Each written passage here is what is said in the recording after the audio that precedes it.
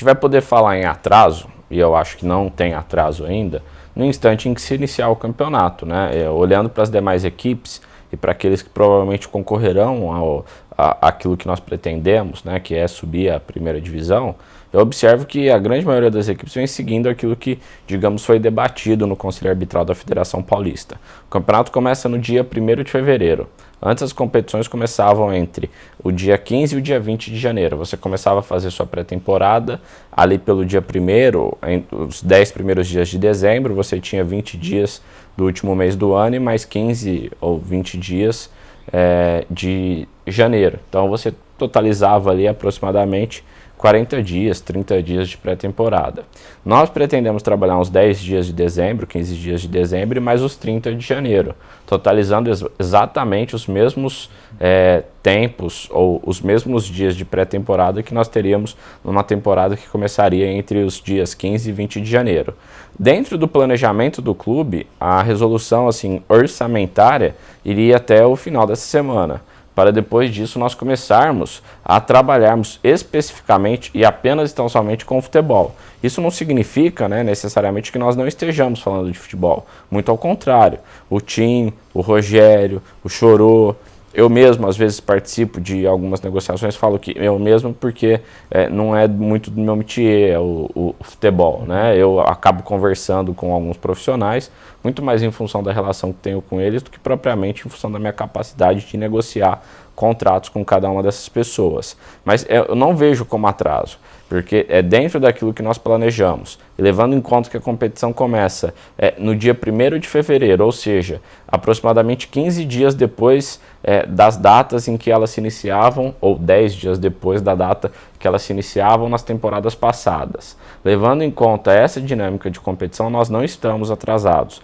Quando a gente fala em contratação de jogadores, o comercial já tem muitos contatos finalizados e que provavelmente serão sacramentados na semana seguinte, dando a entender e gerando a conclusão de que efetivamente nós não estamos atrasados. É difícil garantir que nós vamos fazer uma grande competição, mas eu posso garantir que nós montaremos um time competitivo, à altura daquilo que o comercial precisa. Quando a gente subiu das outras vezes, o orçamento foi basicamente o mesmo. É certo que de um para outro ano você tem uma pequena correção em termos salariais, pequenos ajustes, mas o grosso do orçamento é exatamente o mesmo, de uma para outra temporada. O detalhe Davi, né, talvez isso não se concretize na prática. Eu acredito que os orçamentos de 2015, eles terão uma diminuição, não digo drástica, mas uma diminuição substancial. E não em função de crise econômica, mas em função, repito, da própria dinâmica de competição. Os jogadores, eles, diante dessa limitação de você inscrever até 25 jogadores, eles não farão leilão, né? O salário ele vai automaticamente, diante dessa diminuição de inscrições e dessa diminuição, não digo de mão de obra, o tamanho da mão de obra é a mesma, mas o tamanho da oferta não é mais tão significativa quanto nos anos anteriores. Então a tendência, a gente já vem percebendo isso, é que as pedidas salariais fiquem em tamanhos e importâncias menores, exatamente em função dessa nova dinâmica. São 25 atletas, né, mais 3 goleiros, você não pode substituir esses atletas ao longo da competição, e você tem no mercado exatamente o mesmo número de atletas que tinha nos anos anteriores. Com um detalhe, algumas das equipes da Série A, elas vão, com essa limitação de número de jogadores, emprestar para outras equipes, né? Um pouco antes de você chegar aqui, analisando os sites que falam de futebol, fundamentalmente no interior do estado de São Paulo, eu via que a Ponte Preta ia emprestar um goleiro para o Mojimirim, segundo ou terceiro goleiro da Ponte Preta. E isso tudo, e um goleiro assim, que está há alguns anos já na Ponte. Isso tudo em função, naturalmente, dessa limitação de inscrições. E eu acho que a Série A1 ela vai sofrer muito com isso. Os clubes grandes, eles vão despejar jogadores na Série A1. Os clubes de Série A1 que iriam ao mercado contratar, eles não precisarão ir tanto a esse mercado. E aí o mercado ele vai ficar com um número significativo de atletas. E eu acho que nos próximos 15 ou 20 dias, isso vai ficar muito latente, né? Como eu te falei, não sou o dono da verdade e é o primeiro ano de competição dessa maneira, então talvez isso não se concretize, é uma impressão, não uma constatação, né? É de fato uma impressão, uma expectativa. Então é isso, né? Em termos de planejamento do comercial até o final dessa semana, vamos resolver e delimitar as nossas situações em termos orçamentários, em termos financeiros. A partir da próxima semana, nós vamos falar só de futebol. Muito provavelmente o nome do treinador será definido entre quarta e quinta-feira da semana que vem. Hoje, Márcio Fernandes está na frente para assumir o comercial, pelo aquilo que você vem conversando com ele e com os dirigentes e também do Lacerda? Eu acho que eu não vou falar assim que ele está na frente em relação a outros treinadores. Eu vou falar que ele tem a predileção de boa parte das pessoas que trabalham no dia a dia do comercial.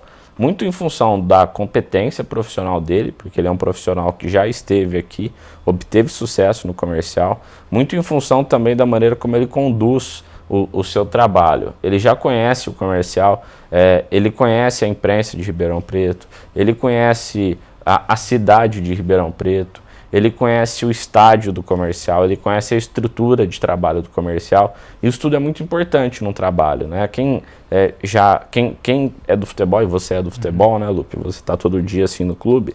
Essa adaptação entre o profissional e o clube, ela não é tão imediata. E quando você já tem um profissional que é adaptado às coisas do clube, que conhece o contexto da cidade, conhece o contexto de pressão para disputar um campeonato pelo comercial, um campeonato no qual nós precisamos conseguir o acesso, naturalmente essa pessoa tem a predileção das pessoas que querem, né, o melhor para o comercial. Não que isso seja o melhor para o comercial, mas dentro, digamos, de uma situação em que nós queremos algo mais positivo em termos de competição, o nome do Márcio Fernandes é um nome muito positivo. Não que o Sérgio Farias não o seja, até porque o Sérgio Farias é uma indicação do time, que também é um profissional que todos nós gostamos bastante.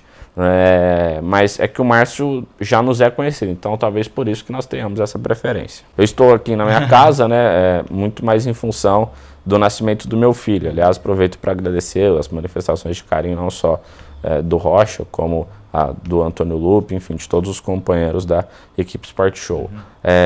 Mas, embora eu esteja em casa, estou afastado do meu trabalho por alguns dias, mas a gente trabalha diuturnamente pensando nas coisas do comercial. O Rogério Vieira e o time, posso garantir a vocês, e também o Ricardo Chorô, trabalham na prospecção e no contato com vários e diversos jogadores conhecidos e habituados à divisão, muitos deles inclusive com acertos já bem encaminhados com o comercial. Na semana que vem a gente deve definir o treinador entre quarta e quinta-feira, para tomara na segunda-feira subsequente, se eu não estiver muito enganado, dia 7 ou 8 de dezembro, o time já começar os treinamentos na parte física e também para que nós consigamos ao longo do mês de dezembro, quem sabe definir todas, ou se não todas, mas pelo menos boa parte das contratações, para no mês de janeiro nós termos o time completo treinando para a Série A2 do Campeonato Paulista.